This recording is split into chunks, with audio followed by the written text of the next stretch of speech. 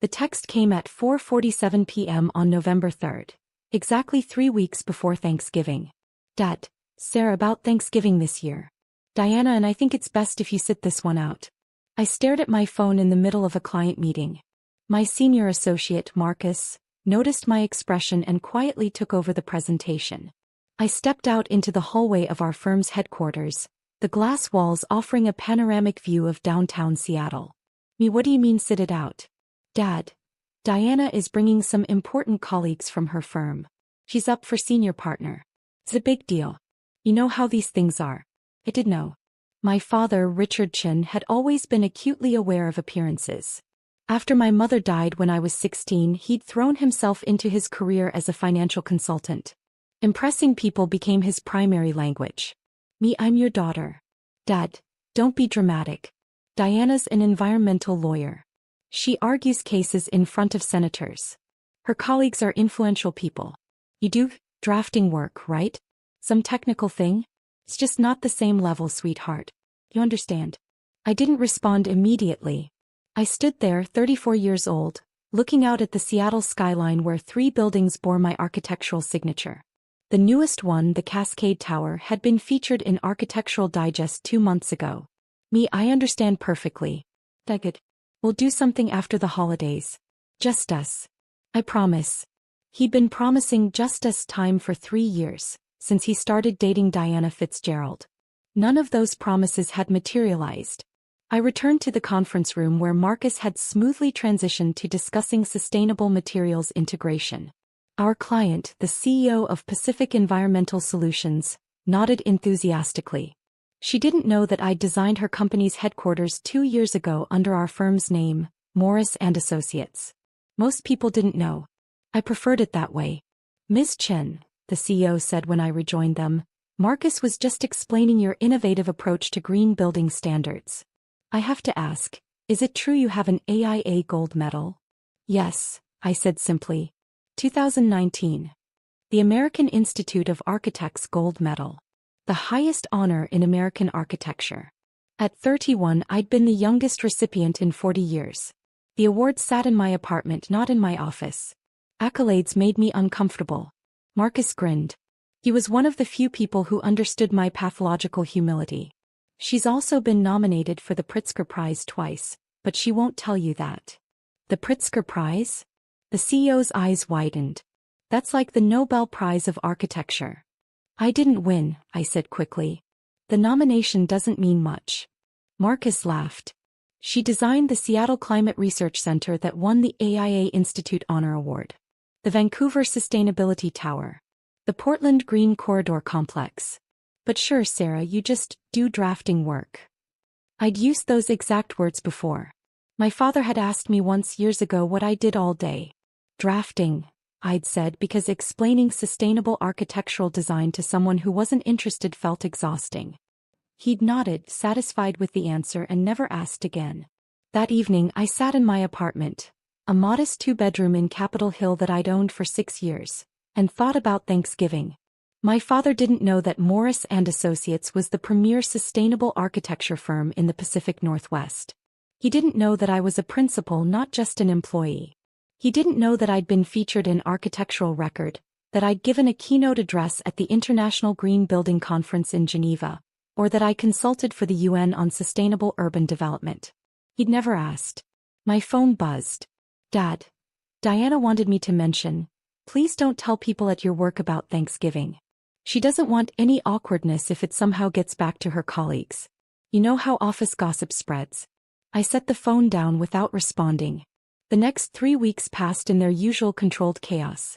I had 4 major projects in development: a corporate headquarters in San Francisco, a mixed-use development in Portland, a university research facility in Vancouver, and the project I cared about most, a low-income housing complex in Seattle's Central District that would set new standards for affordable, sustainable living.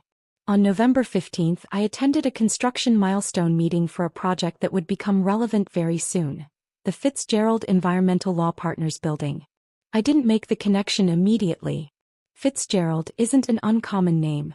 The project had been in development for 2 years, long before my father started dating Diana. Our firm had won the contract through a competitive bidding process, selected for our expertise in LEED Platinum certification and net zero energy buildings. The building was a statement piece. 7 stories of cross-laminated timber floor-to-ceiling windows optimized for natural light, a living wall facade, rooftop solar panels integrated into the design so seamlessly they looked intentional rather than practical. The budget was $47 million. Every detail had been scrutinized, approved, and executed to perfection. Marcus and I met with the construction manager, the environmental systems engineer, and representatives from Fitzgerald Environmental Law Partners. Their office manager, a sharp woman named Patricia, led the tour of the nearly completed interior. "The partners are thrilled," Patricia said as we walked through the open-plan 4th floor. "Especially Diana Fitzgerald. This building is going to be featured in every environmental law publication in the country. It's exactly the image we want to project." My stomach tightened. Diana Fitzgerald? Our senior partner. Well, she will be after the vote next month. This building is basically her baby. She's been involved in every decision. Patricia smiled. She's very particular. But I'm sure you know that given how many revision requests we sent through. I did know. Diana Fitzgerald had sent 43 revision requests over 18 months. Each one had been professionally worded but demanding. Adjust the solar panel angle by 2 degrees. Change the interior wood tone. Modify the entrance canopy. I'd accommodated most of them because the client's vision mattered, even when it bordered on excessive. I'd never met her in person. All communications went through Patricia or other firm representatives. Project architects rarely interact directly with clients at that level. We have account managers for that. "When does the firm move in?" I asked carefully. "December 1st. 2 weeks. We're planning a grand opening on December 10th. The mayor's coming, several city council members, representatives from the EPA." Patricia beamed. "Diana wants to invite the governor. This building represents everything their firm stands for." Marcus shot me a look. He knew about my father's Thanksgiving text. I told him during one of our late-night work sessions, the kind where exhaustion makes you more honest than you intend to be. "I'm sure it'll be a wonderful event," I said neutrally. We finished the walkthrough. The building was perfect.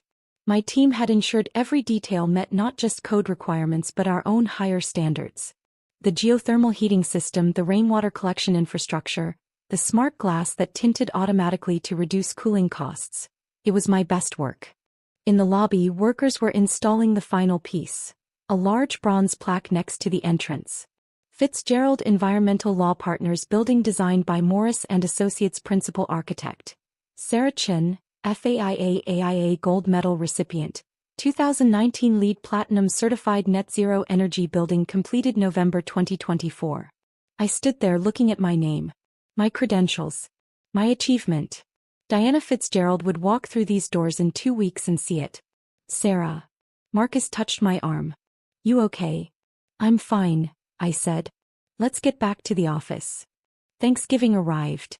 I spent it alone in my apartment with Thai takeout and a documentary about Bauhaus architecture. My phone remained silent. Dad didn't text. He was presumably hosting Diana and her important colleagues, showing off his condo in Bellevue, playing the role of successful bachelor with the beautiful lawyer girlfriend. I didn't feel sorry for myself. I felt numb. At 8:30 p.m. my phone rang. Unknown number. "Hello. Ms. Chin? This is Patricia Huang from Fitzgerald Environmental Law Partners. I'm so sorry to call on Thanksgiving." "It's fine. Is everything okay with the building?" "Oh yes. Everything's perfect. I'm actually calling because we're finalizing the guest list for our grand opening on December 10th, and Diana specifically requested that you attend. She wants to personally thank the architect. We're having a formal ceremony, press coverage, the whole thing. You'd be seated with the VIP guests, of course." My mouth went dry. I appreciate the invitation, but I typically don't attend client events. It's not really my. Diana was very insistent. She said, and I quote, "I want to meet the genius who designed this building. She's been praising your work to everyone. Please say you'll come."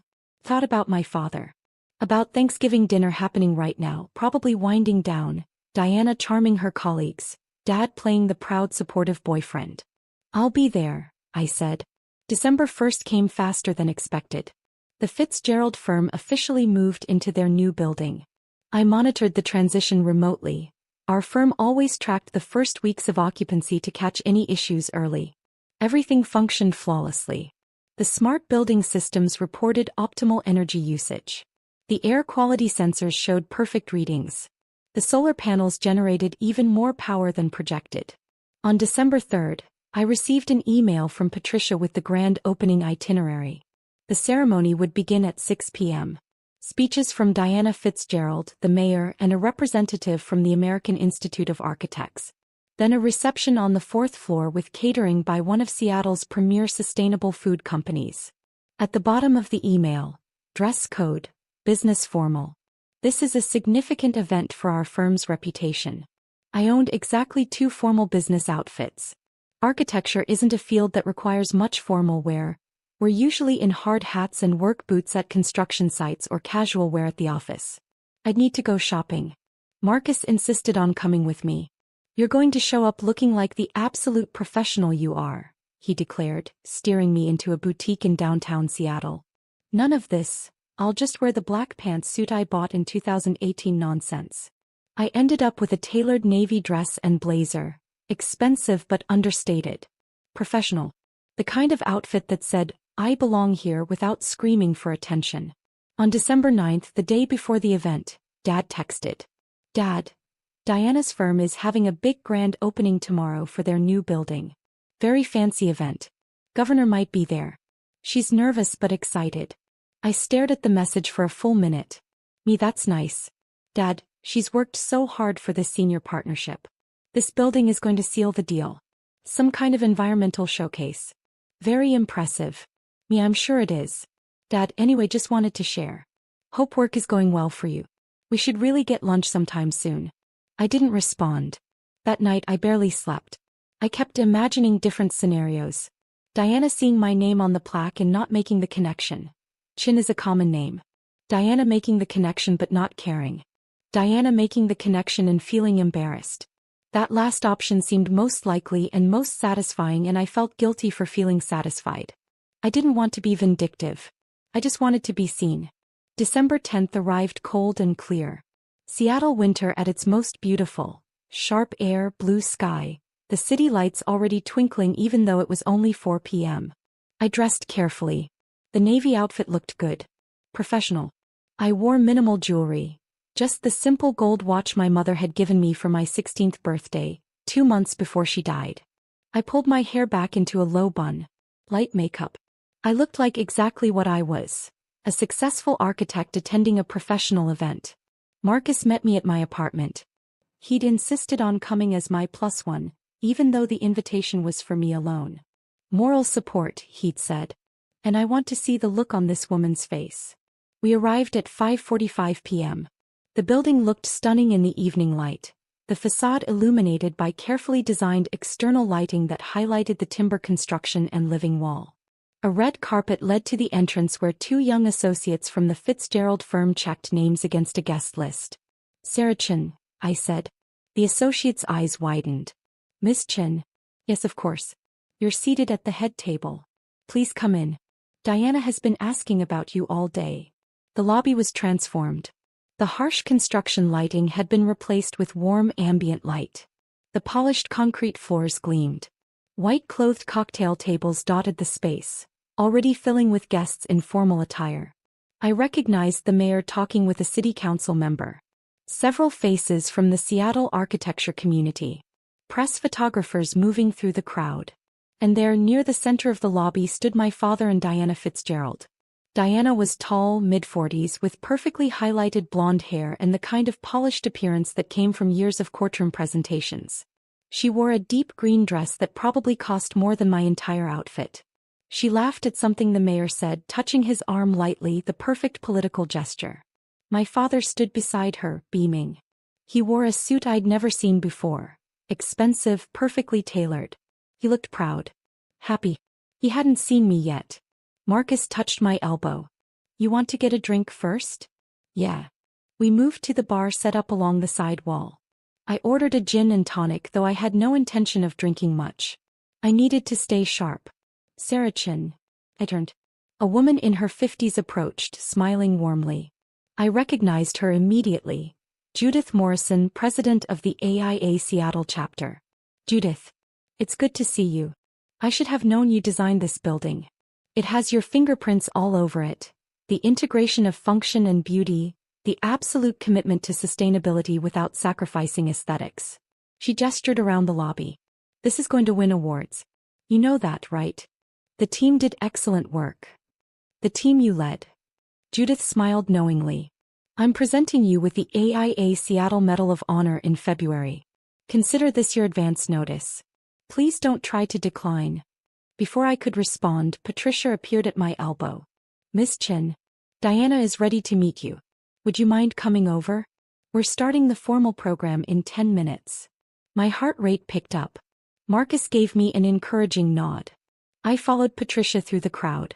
As we approached, I saw my father notice Patricia first, then shift his attention to me. His expression went from polite interest to confusion to shock in about 3 seconds. Sarah, he said. What are you doing here? Diana turned, her professional smile in place. Richard, you know Miss Chin? This is my daughter, Dad said, still looking confused. Sarah, what? Your daughter. Diana's smile faltered slightly. I don't understand. Miss Chin is the architect who designed our building. The silence that followed lasted maybe 3 seconds but felt like an hour. Diana looked at me. Really looked at me. Then at the bronze plaque on the wall 10 feet away. Then back at me. You're Sarah Chin, she said slowly. The Sarah Chin. Principal architect at Morris & Associates. AIA Gold Medal recipient. Yes, I said simply. My father's face had gone pale. You designed this building? I led the design team, yes. Diana's expression cycled through several emotions rapidly. Confusion, realization, embarrassment, horror. But Richard said you worked in drafting. He said it was technical work. Administrative. I do drafting, I said. That's part of architecture. Among other things. The mayor chose that moment to join our group. Diana, wonderful event. And you must be Sarah Chin. I've been looking forward to meeting you. The Climate Research Center you designed has been instrumental in our city's sustainability initiatives. He extended his hand. I shook it. Thank you, Mayor Harrell. Your work on affordable housing is exactly what Seattle needs right now. I understand you're developing a project in the Central District. Yes. We're hoping to break ground in March. Excellent, excellent. Diana, you picked the best architect in the city. He clapped Diana on the shoulder and moved on to greet other guests. Diana stood very still. Her carefully maintained composure was cracking at the edges. My father looked like he wanted the floor to swallow him whole. I think, Diana said carefully, Richard and I need to have a conversation. Excuse me. She walked away quickly, heading toward the back hallway that led to the firm's private offices. My father followed, his shoulders hunched in a way I'd never seen before. Marcus appeared at my side. Holy shit, he whispered. That was better than I imagined. Patricia returned, oblivious to the tension. We're ready to start. Miss Chin, you're at the head table right up front. The ceremony began at 6:15 p.m. I sat at a table near the podium with Judith Morrison, 2 city council members, the AIA representative and the construction company CEO. My father and Diana were nowhere to be seen. Patricia gave opening remarks, thanking everyone for coming. Then Diana was supposed to speak, but Patricia had to improvise. Diana has been temporarily detained with an urgent matter. While we wait, I'd like to invite our architect, Sarah Chin, to say a few words about the building. This wasn't planned. I hadn't prepared anything. But I stood and walked to the podium anyway. 200 faces looked at me expectantly. Press cameras focused in my direction. Thank you all for coming tonight, I began. My voice came out steady. This building represents 2 years of collaboration between Morris & Associates, Fitzgerald Environmental Law Partners, the construction team at Patterson Construction, and dozens of engineers, consultants, and craftspeople. Our goal was to create a space that embodied environmental law in its very structure.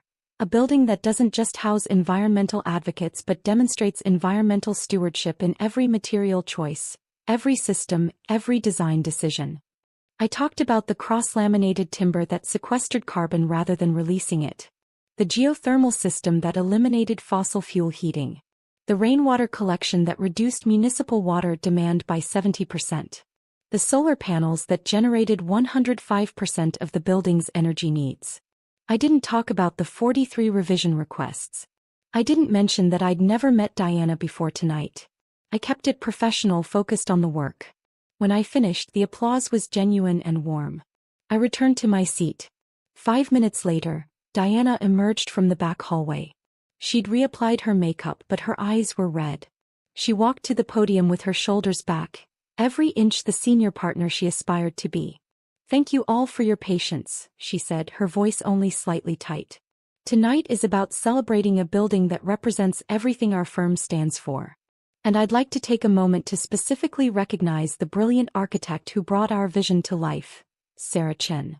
She gestured to me. More applause. I nodded slightly. Diana continued her speech, hitting all the planned points about environmental law, sustainability, the firm's commitment to practicing what they preach. She was good at this, polished, persuasive, compelling. I could see why she was up for senior partner. But she kept glancing at me.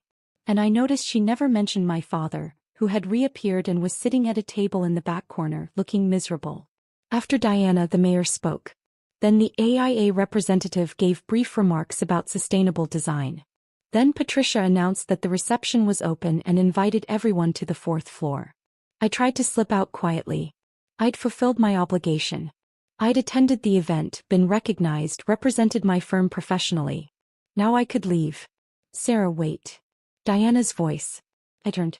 She stood alone, her colleagues already heading upstairs to the reception. Up close, I could see the strain on her face. "Can we talk?" she asked. "Privately." I hesitated, then nodded. She led me to a small conference room off the main lobby. We sat across from each other at a table designed for 8. "I owe you an apology," Diana said. "Several apologies, actually. But first, why didn't you tell me? When I sent all those revision requests, when we communicated through Patricia, why didn't you ever mention that you were Richard's daughter?" "You never asked," I said. "And it wasn't relevant to the project. You were the client. I was the architect. Our personal connections don't matter when we're working." "But if I'd known, what would have changed?" I asked. "Would you have treated the project differently? Would you have sent fewer revision requests?" Diana flinched. "Probably not. But I would have. I would have at least acknowledged who you were. The way you acknowledged me at Thanksgiving?" Her face went red. "Richard told me tonight that he uninvited you from Thanksgiving. He said he told you I thought you weren't, that your work wasn't." She closed her eyes. "I didn't ask him to do that. He did it on his own, trying to impress me. Trying to make everything seem perfect. He told me you were too important to meet someone who did drafting work." "I'm so sorry." Diana's voice cracked slightly. "I had no idea. He talked about you sometimes, but he always said you worked in some technical field he didn't really understand. I assumed you were, I don't know, an IT person, a CAD operator. I never imagined that his daughter designed the building you're using to secure your partnership." Diana laughed, but it was bitter. "The irony isn't lost on me. I've been bragging about this building for months, showing pictures to everyone, telling them about the brilliant architect who designed it. And the entire time Richard was sitting next to me, nodding along, never once mentioning that the architect was his daughter."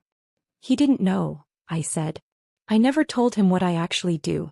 He never asked." Diana looked at me for a long moment. "That's worse somehow. That he never asked."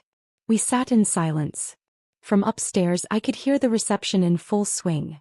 Music, laughter, the hum of successful networking. "I need to end it with Richard," Diana said finally. "I can't be with someone who treats their child like that. Who's so self-absorbed that they don't even know their own daughter is one of the most accomplished architects in the region. And who tried to hide you from me to make himself look better." She stood. "For what it's worth, this building is magnificent. You're extraordinarily talented. And I'm horrified that I participated, even unknowingly, in diminishing you." She left the conference room. I sat there alone for another minute, processing. When I emerged, Marcus was waiting in the lobby. "Ready to go?" "Actually," I said, "I think I'll stay for the reception. We should celebrate the project. The team deserves it." We headed upstairs. The fourth floor was packed with people admiring the open workspace design, the natural light, the living wall visible through the windows. Several colleagues from other architecture firms found me and offered congratulations. Judith Morrison introduced me to the governor, who'd arrived late. At 8:30 p.m. I saw my father standing alone near the windows, holding an untouched glass of wine. I walked over. "Sarah," he said immediately. "I don't know what to say. You could start with the truth. When did you realize?" "Tonight. When Diana said your name. And then I saw the plaque and I thought there must be some mistake. That couldn't be my daughter." He laughed, but there was no humor in it. "I'm an idiot." "Yes," I agreed. He flinched. "I thought I was helping you. By not inviting you to Thanksgiving. I thought it would be awkward having you there with Diana's colleagues, all these successful lawyers and professionals. I didn't want you to feel less than. So you made me feel excluded instead. Unwanted. I know. Diana's already told me how badly I screwed up. She's ending things with me." He looked at me with something that might have been desperation. "She called me 7 times tonight after she found out. I stopped answering after the third one because I couldn't handle hearing how disappointed she was in me. How could I not know? How could I not ask? What kind of father doesn't know what his daughter does? The kind who stopped paying attention 16 years ago when Mom died," I said quietly. His face crumpled. "That's not fair. Isn't it? When was the last time you asked me about my work? My life? Anything beyond surface-level pleasantries?" I don't know. I won an AIA gold medal 3 years ago, Dad. The highest honor in American architecture. I was the youngest recipient in 40 years. I gave an acceptance speech in front of 800 people. You weren't there. You didn't even know about it. You didn't invite me. I sent you an invitation. You said you were busy with a client conference in Phoenix. You said you'd take me to dinner to celebrate when you got back. We never went to dinner." He stood there silent because there was nothing he could say to that. "I designed 3 of the buildings you can see from your condo in Bellevue," I continued. "I've been featured in Architectural Digest, Architectural Record, Dwell magazine. I consult for the United Nations. I have a waiting list of clients 2 years long. And you thought I did drafting." "I'm sorry," he whispered. "I know you are. But sorry doesn't fix 16 years of not seeing me." I walked away. Marcus met me near the elevator. "You okay?" he asked. "Yeah," I said. "I really am." The story broke in the Seattle Architecture Press the next day. Not about my father. That was private. But about the Fitzgerald Building, the young female architect, the innovative sustainable design. The Seattle Times ran a feature. The architecture blogs picked it up. By the end of the week, I'd received interview requests from 6 national publications. Diana Fitzgerald sent me a formal email thanking me for my work and requesting permission to use images of the building in the firm's marketing materials. She included a personal note at the bottom. "I ended things with Richard. He needs to figure out how to be a better father before he tries to be anyone's partner. I hope someday you can forgive him. More importantly, I hope you continue to create buildings that make the world better. You're exceptional." My father called me 4 times in the following week. I didn't answer. On the 5th call I did. "Sarah," he said. "I've been doing a lot of thinking." "Good. I want to start over. Not erase what happened, I know I can't do that. But start building something new. If you'll let me." "What does that look like?" I asked. "I don't know yet. Maybe you could tell me about your work. Really tell me. I could come to your office, see your projects, meet your colleagues. I could learn who you actually are instead of who I assumed you were." "That's going to take time, Dad." "I know. I have time. However long you need." We talked for another 20 minutes. It was awkward, halting, filled with long pauses. But it was a start. 3 weeks later he came to my office. Marcus gave him a comprehensive tour while I was at a site visit. When I returned, Dad was sitting in our conference room looking at the wall where we displayed images of completed projects. "You built all of these?" he asked. "Led the teams that built them, yes." He stood, walked closer to the images. The Climate Research Center. The Vancouver Sustainability Tower. The Fitzgerald Building. The Affordable Housing Project renderings. "Your mother would be so proud," he said, his voice thick. "I know," I said. "I wish she could see them." She always said you saw the world differently than everyone else. That you could look at empty space and see possibility. He turned to me. I should have paid attention. I should have looked. You're looking now. It wasn't forgiveness. Not yet. But it was something. 6 months later, I attended the AIA National Convention in Washington, D.C. The Fitzgerald Building won the Coat Top 10 Award for Sustainable Design. I accepted the award on stage in front of 3,000 architects from around the world. My father was in the audience. I'd sent him an invitation and this time he came. After the ceremony he found me in the crowd. I'm proud of you, he said. I should have said that years ago. I'm saying it now. Thank you, I said. Diana was right to end things with me. I wasn't worthy of her. And I wasn't worthy of being your father. He paused. I'm trying to be better. I'm trying to be someone who deserves to be in your life. You're my father, I said. You're already in my life. The question is what kind of relationship we build from here. I'll take whatever you're willing to give me. We had lunch the next day. And the week after that. And slowly, carefully we started building something new. Not the relationship we'd had before Mom died. That was gone and we both knew it. But something different. Something based on seeing each other clearly. He started reading about architecture. He asked questions about my projects. He came to the groundbreaking ceremony for the affordable housing complex. He met Marcus and the rest of my team. He learned the language of my world because he wanted to understand it, not because he had to impress anyone. It was hard work. Some days I was still angry. Some days he said the wrong thing. But we kept showing up. A year after the Fitzgerald Building grand opening, Diana reached out. She'd made senior partner. She wanted to commission Morris and Associates for an expansion project, a second building to house the firm's growing environmental justice division. I'd like you to lead the design, she wrote. If you're comfortable working with me again. I was. The expansion project was even more ambitious than the first building. And this time when we met to discuss the vision she asked about my family, about my father, about whether things had gotten better. They're better, I said. Different but better. Good. He didn't deserve you, but maybe he'll grow into someone who does. The second building broke ground in spring. My father attended the ceremony. He stood with Marcus and my team watching the excavators begin their work and he looked proud. That Thanksgiving, the first Thanksgiving after the Fitzgerald Building opened, Dad called me in early October. I'm hosting Thanksgiving this year, he said. Just us. I'm cooking. And I'm probably going to ruin the turkey, but I'm trying. Will you come? What about Diana? I asked. She moved to Portland. Took a position with a firm there. We're friendly but we're not together. This is about us, Sarah. You and me. I thought about it for a long time. Okay, I said finally. I'll come. Thanksgiving came.